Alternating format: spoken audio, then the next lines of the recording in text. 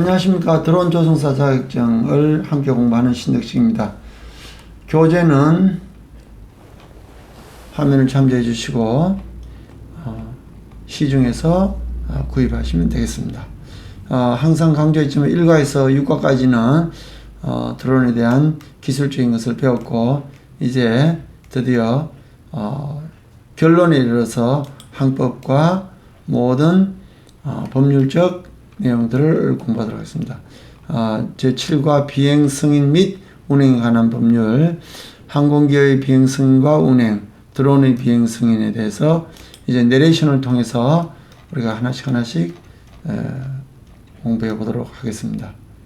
항공기의 비행 승인과 운행, 1. 비행 규칙, 1. 원칙.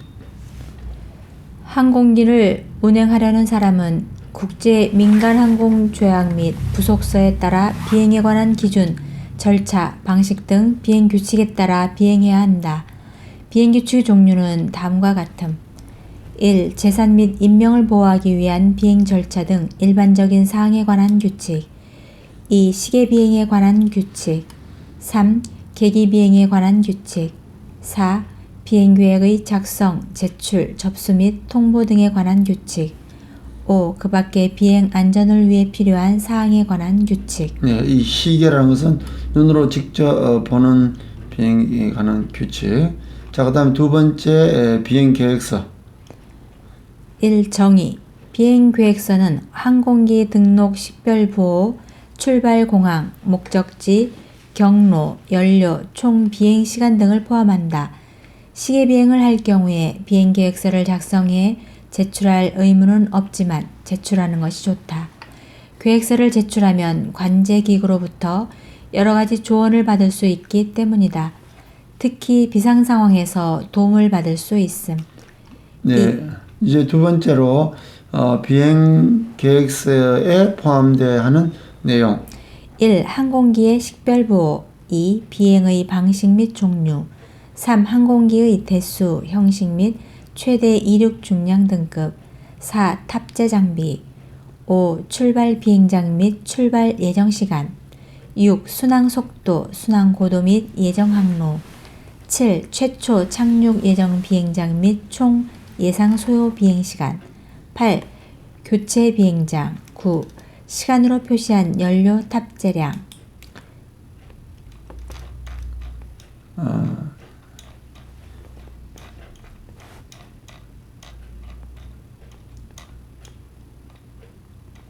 열 번째.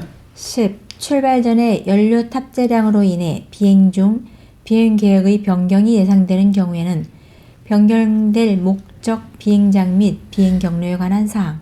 11. 탑승 총 인원. 12. 비상 무선 주파수 및 구조 장비. 13. 기장의 성명, 편대 비행의 경우에는 편대 책임 기장의 성명. 14. 낙하산 강하의 경우에는 그에 관한 사항. 15. 그 밖에 항공교통관제와 수색 및 구조에 참고가 될 수 있는 사항. 자, 이제 세 번째 시계 비행 계획서 제출과 종료에 대해서. 1. 비행 출발 시간 전에 제출. 2. 비행 계획서에 기재한 출항 시간 후 1시간 이내에 출항하지 않는다면 비행 계획서는 자동으로 삭제. 3. 목적지 공항에 도착해 비행 계획서에 기재한 도착 예정 시간 플러스 30분 이내에 해당 관제기구와 연락해 비행 계획서를 종료시키지 않는 경우 수색 구조 작업이 시작됨. 4. 수색 구조 작업은 많은 인력, 장비, 비용 등이 소요되기 때문에 조종사는 반드시 비행 계획서를 종료해야 함. 이제 다음으로 네 번째 계기 비행 계획서 제출과 종료에 대해서 알펴보도록 하겠습니다. 1. 출항하고자 하는 시간의 1시간 전에 제출. 2. 시간 비행 조건 미만인 경우 계기 비행으로 출항해야 하는데 이때에는 비행 계획서를 미리 제출해 비행 인가를 받아야 함. 3. 보고한 시간 1시간 이내에 출항하지 않으면 비행 계획서는 관제기구의 컴퓨터에서 삭제. 4. 출항 시간을 지키지 못해서 비행 계획서가 지워진 경우에는 새로운 비행 계획서를 작성해 제출해야 함. 5. 관제탑이 운영되고 있는 공항에 도착하면 비행계획서는 자동으로 종료. 6. 운영 중인 관제탑이 없는 공항에 도착할 경우에는 조종사가 스스로 비행계획을 종료시켜야 함. 이제 큰 세 번째로 항공기의 운항 절차 8단계에 대해서 공부하도록 하겠습니다. 1. 운항 브리핑. 운항 브리핑은 비행을 시작하기 전에 비행에 관계된 승무원들이 모여서 하는 브리핑. 1. 여객기의 운항 브리핑은 대부분 비행 준비를 운항관리사가 하고 그날 비행할 기장, 부기장에게 운항에 관한 브리핑을 실시. 2. 비행에 관련된 일반 사항과 비행에 영향을 미칠 수 있는 특별한 사항으로 기상, 항공, 고시보, 비행계획서의 내용 등이 해당. 3. 탑재 연료량은 이륙 중량과 착륙 중량에 영향을 미칠 뿐만 아니라 비행 중 연료 소모율과도 밀접한 관계를 가지므로 적정 수준을 유지. 자, 이제 두 번째로 비행 전 점검에 대해서 살펴보겠습니다. 비행 전 점검으로 점검표에 의해 항공기의 내부 외부를 점검. 1. 조종사는 항공기에 도착하면 조종실 내의 각종 스위치가 안전한 위치에 있는지 내외부 점검을 하기에 적합한지를 확인 후 외부 점검을 시작. 2. 조종사는 점검표에 따라 모든 점검이 끝나면 탑재용 항공일지를 확인하고 서명. 3. 탑재용 항공일지에는 항공기의 운용 상태, 연료 보급 현황, 전의 비행 중 있었던 결함과 이에 대한 정비 작업 현황 등을 기록. 이 모든 것은 자동차 인수인계 할 때와 똑같은 상황이니까 연료라든가 모든 것이 정상인가를 확인하고 넘겨주는 거죠. 세 번째, 시동 및 지상 활주로 이동. 1. 조종사는 항공기의 내외부 점검이 끝나면 다시 조종실로 돌아와 항공기 엔진을 시동. 2. 시동이 완료된 후에는 다시 점검표에 따라 모든 장비, 계기, 통신 장비 등이 정상적으로 작동하는지 확인. 3. 이륙을 위한 지점으로 지상 활주를 진행하기 위해 지상 관제소의 인가를 요청. 4. 인가를 득한 후 조종사는 주기장으로부터 유도로를 통해 항공기를 지상 활주. 네, 이제 이륙 절차를 보겠습니다. 실제로 항공기를 활주로부터 공중으로 부양시키는 단계. 1. 이륙을 위해 관제탑에 이륙 인가를 요청해 인가를 획득. 2. 이륙을 위해 활주로에 진입. 3. 항공기가 이륙하는 단계가 실제로 비행 중 가장 무거운 상태가 되기 때문에 항공기가 사용할 수 있는 최대 출력을 동원. 네, 이제 드디어 상승을 시도하도록 하겠습니다. 이륙을 마친 후 항공기가 공항을 벗어나 원하는 항로로 전환하며 고도를 높이는 단계. 1. 보통 정해진 고도로 상승하는 방법은 상승하는 주변을 충분히 경계하면서 항공기의 최적 성능으로 상승. 2. 최대 상승률로 최단 시간 내에 가장 높은 고도로 상승할 수도 있고 최대 상승각으로 최단 거리에서 가장 높은 고도로 올라갈 수도 있음. 3. 실속 속도의 1.2배의 충분한 속도 이상일 때 기술을 들어 이륙 자세로 전환. 4. 이륙 경로 전방에 장애물이 있어 안전하게 넘을 수 있는지 여부가 불안하면 이륙을 포기. 여기서 실속이라는 것은 속도를 떨어뜨리는 건데 속도를 떨어뜨리는 속도의 1.2배의 충분한 속도 이상일 때 기술을 들어 이륙 자세로 전환한다. 예, 갑자기 올라가면은 왜 속도가 떨어지느냐? 밑에서 당기는, 지구에서 당기는 중력이 있기 때문에 속도가 확 떨어지는데 그것의 1.2배로 오히려 충분한 속도로 할 수 있을 때 이륙이 가능한 것이죠. 그 다음 순항. 일단 원하는 고도에 도달한 후 목적지까지 가기 위해 취하는 비행. 2.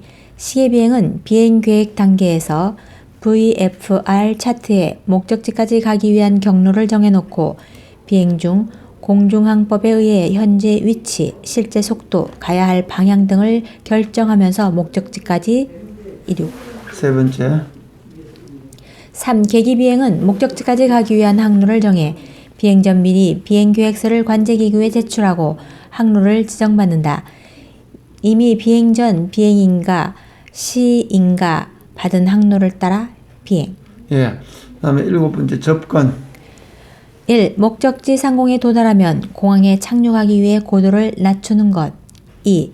시계 비행인 경우에는 그 공항의 국지 절차에 명시된 내용에 따름. 3. 계기 비행인 경우에는 항로에서 공항으로 전환하기 위한 경로를 이용. 예, 이제 반대로 착륙과 주기, 주차장이죠. 1. 공중에서 비행을 마친 항공기를 활주로에 안전하게 접지시켜 탑승구까지 안전하게 도착. 2. 계기 비행인 경우에는 목적지 공항의 관제탑과 교신에 인가를 득한 후 국지 절차에 따라 진입해 활주로를 중심으로 한 사각 장주를 이용해 활주로로 착륙을 시도.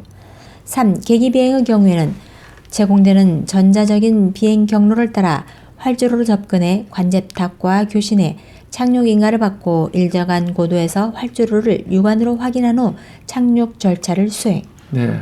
자, 네 번째 이륙과 착륙에 관한 특별한 사항을 보도록 하겠습니다. 1. 이륙 활주 거리. 1. 이륙 활주 거리는 항공기가 이륙하기 위해 필요한 거리. 항공기가 이륙을 위해 활주를 시작한 때로부터 안전고도 상공을 지날 때까지의 수평거리를 말함. 2. 이륙 후 안전고도 상공을 지날 때까지의 수평거리. 터보프롭의 안전고도는 50피트, 제트기의 안전고도는 35피트. 예, 제트기는 바로 수직 상승하기 때문에 35피트이면 됩니다. 자, 그 다음에 착륙 활주로. 항공기가 착륙하기 위해 필요한 거리, 항공기의 무게, 착륙 속도, 상대풍, 받음각 등에 의해 영향을 받음. 예, 이것은 착륙에 대한 문제입니다. 자, 그 다음에 착륙과 관련된 현상. 하드 랜딩. 하드 랜딩, 수직 속도가 남아있어 강한 충격으로 착지하는 현상. 바운싱. 부적절한 착륙 자세나 과도한 치마율로 인해 착지 공중으로 다시 떠오르는 현상. 플로팅. 접근 속도가 정상 접근 속도보다 빨라 치마하지 않고 떠 있는 현상. 네, 그 다음에 네 번째 블루닝. 빠른 접근 속도에서 피치 자세와 발음각을 급속히 증가시켜 다시 상승하게 하는 현상. 예, 복행. 항공기가 착륙 접근 문제가 있어서 접지 전에 다시 이륙하는 것. 예, 네 번째 활주로 번호 표시. 활주로의 번호는 1에서 36까지 존재하며 방향을 나타냄. 활주로의 번호는 북쪽을 기준으로 했을 때 활주로가 가리키는 방향각에서 끝자리에 0을 뺀 숫자임. 활주로의 번호가 32이면 320도 방향의 활주로라는 의미. 활주로가 32R이면 320도 방향의 활주로인데 조종사의 오른쪽에 있다는 의미. 활주로가 32L이면 320도 방향의 활주로인데 조종사의 왼쪽에 있다는 의미. 네. 그 다음에 이건 한번 들어보면 알죠. 다섯 번째 활주로의 구분. 동쪽으로 이동하는 비행장을 가정했을 때 업그레이드 레그. 원드 레그. 활주로에서 이륙해서 직선을 상승하는 구간. 크로스윈드 레그. 상승한 후 북쪽으로나 남쪽으로 방향을 전환해 진행하는 구간. 다운윈드 레그. 남쪽으로 방향을 전환한 이후에 다시 서쪽으로 방향을 전환해 진행하는 직선 구간. 북쪽에서 남쪽으로 활주로와 직각되는 방향으로 진입하는 구간. 이거는 첫 번째부터 보면은 업윈드니까 활주로에서 이륙해서 직선으로 상승. 그 다음에 크로스윈드는 상승한 후 북쪽이나 남쪽으로 방향을 전환한 크로스하는 거. 다운윈드는 남쪽으로 방향을 전환한 이후 다시 서쪽으로 방향을 전환하는 직선 구간. 베이스 레그는 북쪽에서 남쪽으로 직각되는 거. 자, 이 그림을 보면 나중에 문제 풀이할 때 볼 수 있겠고, 그 다음 의무적으로 탑재해야 하는 연료량. 1. 시계비행. 한국 항공안전법. 시계비행을 위한 최소 탑재 연료량은 목적지까지 갈 수 있는 양과 순항속도로 45분간 비행할 수 있는 양을 포함. 미국 연방항공청. 주간에는 목적지까지 갈 수 있는 양과 순항속도로 30분간 비행할 수 있는 양, 야간에는 목적지까지 갈 수 있는 양과 순항 속도로 45분간 비행할 수 있는 양. 예, 당연하죠. 야간에는 좀 더 오랜 시간 할 수 있는 양을 응급 대처하기 위한 양이 되겠죠. 자, 계기 비행. 한국 항공안전법은 대체공항의 유무에 따라 결정. 대체공항이 필요한 경우 목적지까지 갈 수 있는 연료량 플러스 대체공항까지 갈 수 있는 연료량 플러스 30분간 홀딩할 수 있는 연료량 플러스 순항 속도를 기준으로 총 비행시간의 10%로 비행할 수 있는 연료량. 대체공항이 없는 경우 목적지까지 갈 수 있는 연료량 플러스 2시간 동안 순항 속도로 비행할 수 있는 연료량. 대체공항이 필요 없는 경우 목적지까지 갈 수 있는 연료량 플러스 30분간 홀딩할 수 있는 연료량 플러스 추가 연료, 예상되는 관제 지연, 항로상 예보된 악기상 등 고려한 경우. 미국 연방항공청 목적지까지 갈 수 있는 연료량 플러스 대체공항까지 갈 수 있는 연료량 플러스 45분간 순항 속도로 비행할 수 있는 연료량. 예, 대충 이거는 숫자를 외우는 거니까 일단 넘어가도록 하겠습니다. 자, 항공기 이거는 전부 다 영어로 나오는 거니까 그대로 글씨를 보면 되겠습니다. 자, 무게중심. 무게중심에 대해서 보도록 하겠습니다.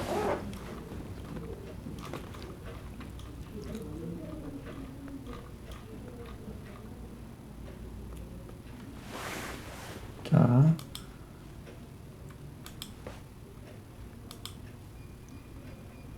표시 한번 복습이 되는 거죠.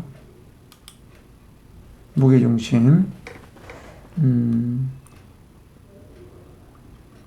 활주로 번호 표시가 넘어가고.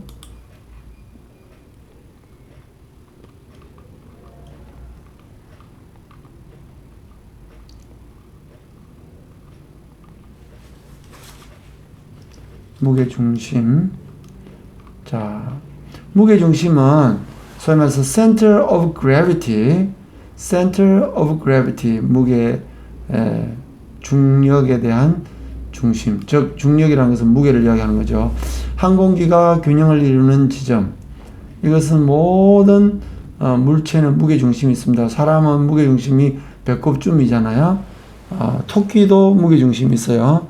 자, 이런 것인데 CG, Gravity, Center of Gravity Limit는 특정 무게를 기준으로 제작사가 정한 가장 앞쪽과 가장 뒤쪽의 범위에 있다고 되어 있는데, 대툼은 항공기의 중심 계산을 위한 기준선으로 제조사에서 설정하고, R은 기준선에서 측정한 수평거리로 인치 단위를 표시하고, 모멘트는 수평면상에 있는 무게가 기준선으로부터 측정한 일정 거리를 이야기합니다. 자, 무게중심의 영향. 무게중심이 뒤로 치우칠 경우 러더에 작용하는 힘이 감소해 항력이 감소하고 연료 소모가 줄어듦. 여기서 항력이라는 것은 앞으로 진행할 때에 바람을 맞아서 뒤로 끌려 내려가는 그 힘을 항력이랍니다. 항력이 감소하고 라는 말은 뒤로 끌려갈 일이 적으니까 연료가 소모가 줄어들겠죠. 그 다음에 항공기가 상승할 시 피치업이 되는 실속 가능성. 실속이라는 것은 속도가 줄어들 가능성이 있다. 그 다음에 무게중심이 앞으로 치우칠 경우 항공기가 이륙할 때 항력이 증가해 연료 소모가 증가. 항공기가 착륙할 때 테일이 접지하기 어려움. 자, 이렇게 해서 테일이라는 것은 꼬리를 이야기합니다. 비행기가 착륙할 때 테일이 접지하기가 땅에 닿기가 어렵다라는 거죠. 자, 이런 것은 나중에 시험할 때 하는데, 이 모멘트라는 것은 뭐냐면은 W 곱하기 R입니다. 이런 거는 나중에 문제를 중심으로 해서 이야기하도록 하겠습니다. 자, 그 다음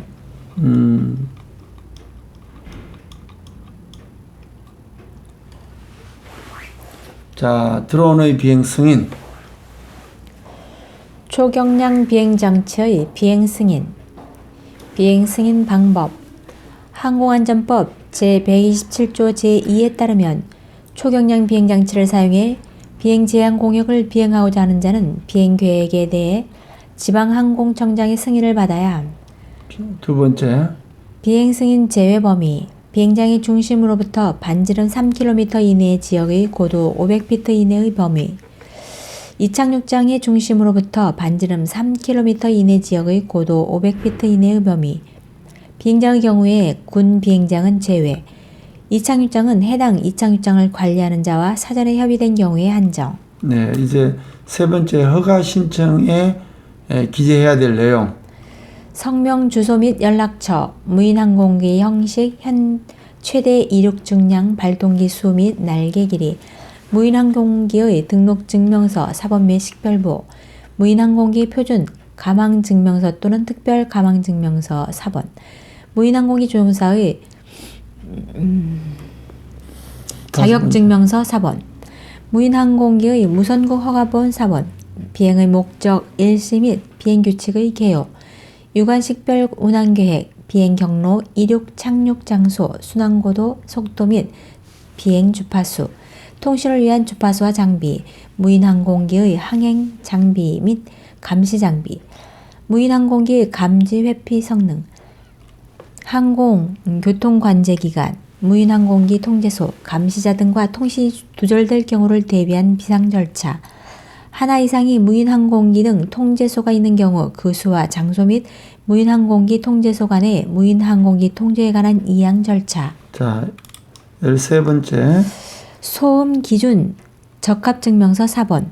해당 무인항공기 운항과 관련된 항공보안 수단을 포함한 국가항공보안계획 이행 확인서, 무인항공기의 적재장비 및 하종 등에 관한 서류, 무인항공기의 보험 또는 책임 범위 증명에 관한 서류. 네, 이렇게 해서 오늘 강의는 여기서 멈추고 여러분께서 누차 말씀드렸지만 7, 8, 9, 11, 12는 어려운 부분이 하나도 없습니다. 그저 내용을 한 번 정도 읽혀나면은 여러분이 시험 치는데 아주 도움이 되겠습니다. 여러분 다음 시간까지 안녕히 계십시오. 감사합니다.